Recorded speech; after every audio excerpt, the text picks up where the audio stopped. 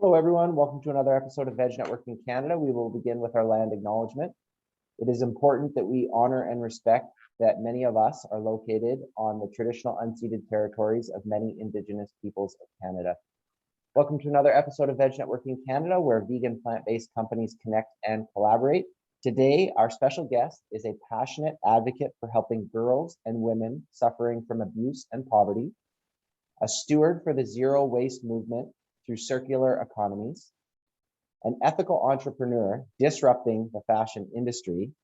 Veg Networking Canada is pleased to introduce the founder of Aiya Ayia. Welcome, Shaleen Ratansi. Welcome, Shaleen. Thank you so much, Justin. I appreciate that.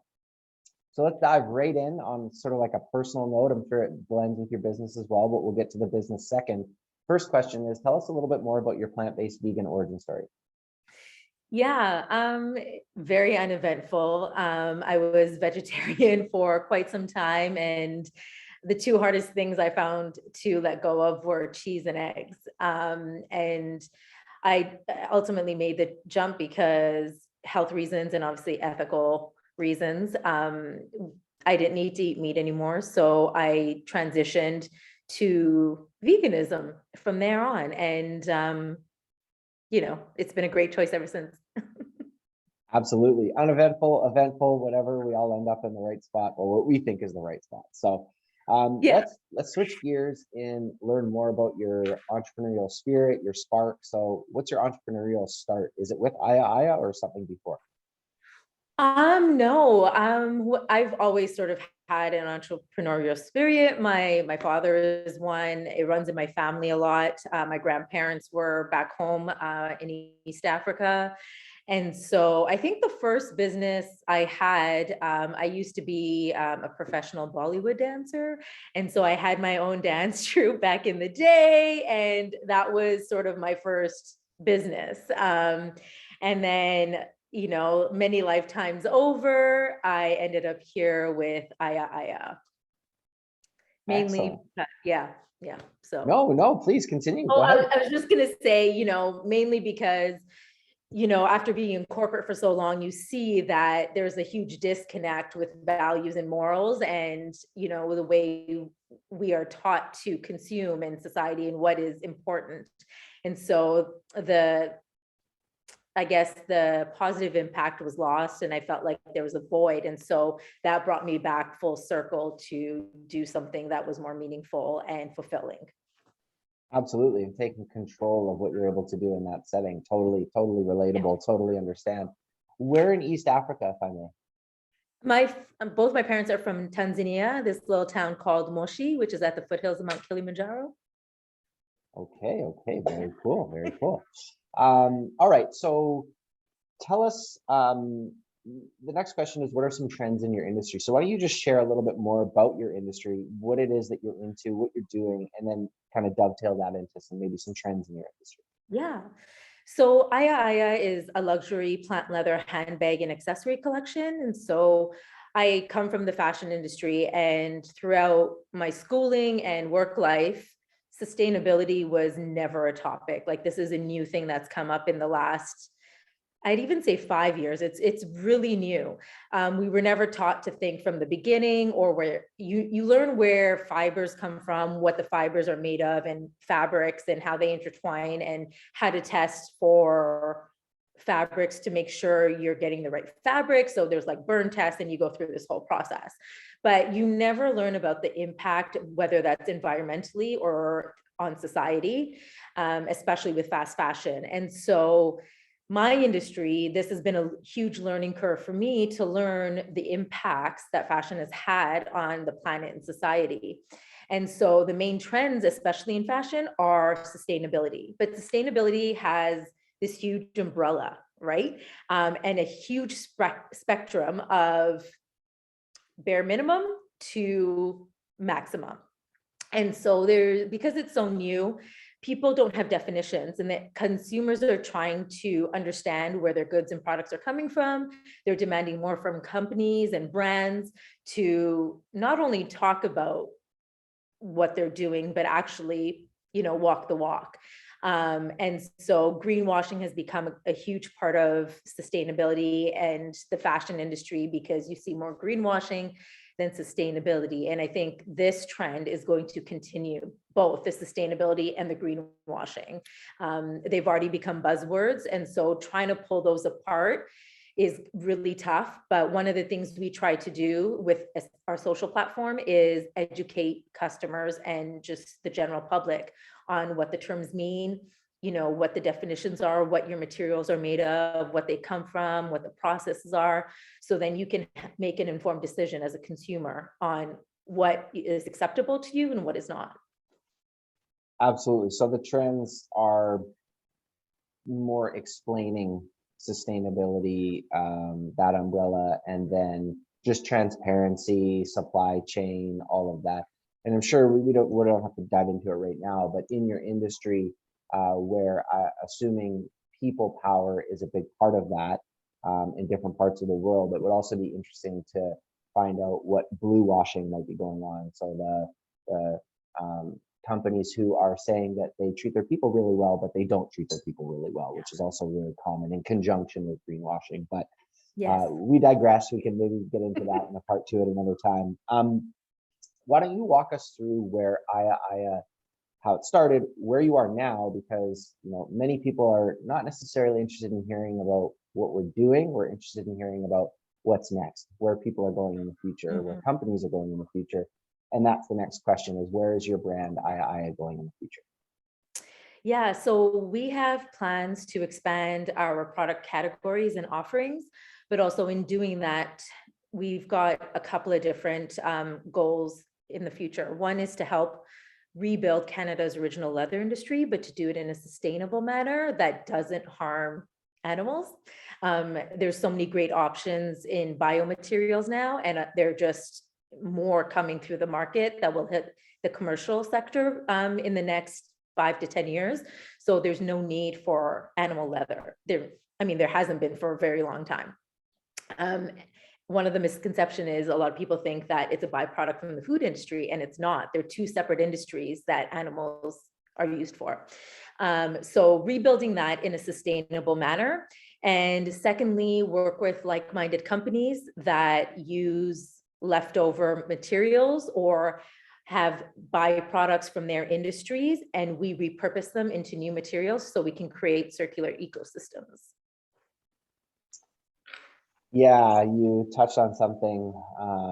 If anybody listening wants to know a little bit more about what Shaleen is talking about in terms of the animals, you can just do a quick Google search of like green pepper in cow eye or whatever it is, and you can just learn a little bit more, because take everything, of course, that we say with a grain of salt, do your own research and figure out what's what. But you're right, that is a big misconception that that is a byproduct of something else. And so quite amazing to transform that industry, really cutting edge. And okay, this for me personally, and I think for a lot of our members, this is a really favorite question of ours, which is, and there's no right or wrong answer, and it is, does Aiya Ayia support any charitable organizations? Yeah, so we try to support on many different levels.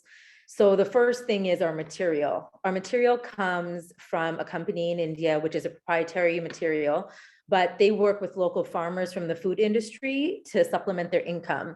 So they pay them to collect this leftover plant waste to produce this material.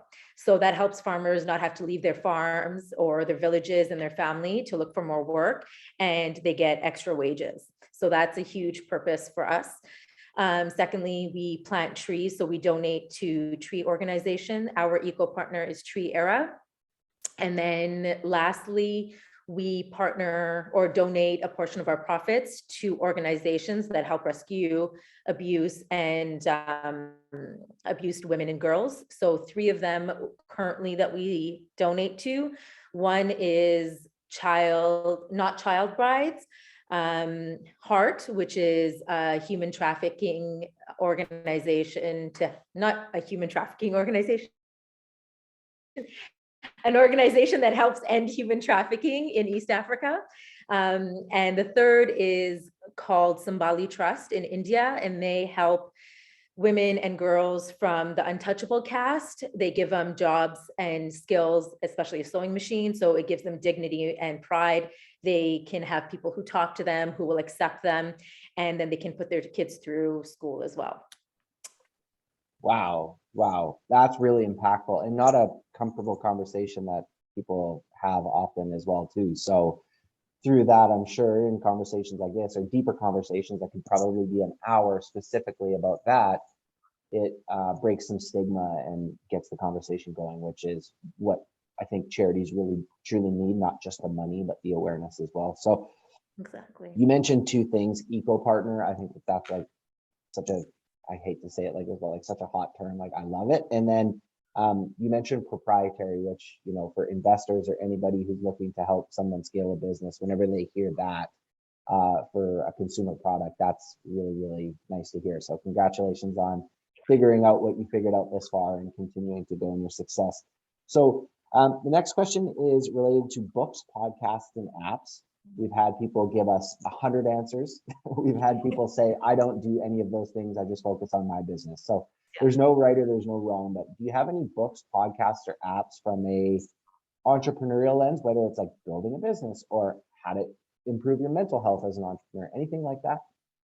Yeah. So for books, one of my favorite books that I fell upon at an airport, and I usually don't get airport books because it's such a limited selection, but it's called Misfit Economy. I don't know if anyone's heard of it, but it is brilliant. And anyone who's looking to disrupt anything, this is the book for you. It's a short book, it's a quick read, but I really, really enjoyed it. It helped sort of open your eyes about how we look at the world and products and business in general, like just our mindset. I think Kyle mentioned this one last week, Lean Startup. I think it's on everyone's list. It's just such a good way, especially as a perfectionist, to let go and test your product and get that feedback and move, right? And then a couple of other ones were more about human interaction and how to work with others. And so sticking points and emotional intelligence too were also really good reads for me. In terms of business apps, the ones that I use that I find the most helpful, Live Plan for business plans. Super easy to use. Everything sort of outlined, gives you a good criteria, easy to move, add, delete. It's easy to transfer stuff to like a one-page doc for investors or anything. So love Live Plan. Planoly for social media planning, especially they have a free version. So that's great for startups who don't want to put too much money into that. ShipStation or anything for your shipping needs that just seamlessly integrates, right? So you don't have to like type all that information in and make another problem. QuickBooks Online, Square, Stripe for payment processing for, you know, whether you're selling online or you're selling at a location in person, right? It seamlessly transitions. Those I think would be the top ones I would suggest. Boom. If she had a mic, she would drop it. That's the best. And then we can, you know, collect this information and spread it out to the group and those who are not in the group who are going to be listening to garner some more value from those. And it's always great when recommendations are not, you know, the common one that we've heard before. So thank you for giving us such a nice list. And the Misfit Economy, I think you kind of touched on it there a little bit, which is if not you, then who? Like, why not me? And being comfortable getting out of your comfort zone and being the weirdo and whatever it takes to really make a smashing success as an entrepreneur and leaning into that. So that's incredible. All right, so flying through these questions, the second to last one is about inspiration. And it might be, we tend to ask people like not necessarily suppliers that they work with or anything that's regarded to their business, but just from an outside view that you have nothing to do with, whether it's local or across overseas. Are there any companies or organizations that inspire Aiya Ayia, where Aiya Ayia is going? Yeah, a lot of, okay, so I have two types of inspiration. One is that's sort of related to what we do, or into circular economy or using waste products. So one company for that just happens to be located in Montreal. It's called Loop Mission. They take food waste and repurpose it into all kinds of things. They're mainly known for their main product, which is fruit juices, and like vegetable juices, but they released a beer at Christmas time. They've got a potato gin, like all kinds of things, which is really amazing considering how much food we throw out. So they're amazing. One of the products I love, which is BC based, I believe, Crate 61, does amazing things. There's a company in India called Fool, which means flower. Super amazing. They are in the sustainability sector, but also in social impact. So they also take women from the Untouchable Cast and give them proper jobs and training. So, people will actually talk to them and they have dignity, and they've put so many of their kids through school. They have proper housing now, but they also have invented a flower styrofoam that's eco-friendly, and a flower leather, which is not on the market yet, and I can't wait to get my hands on it.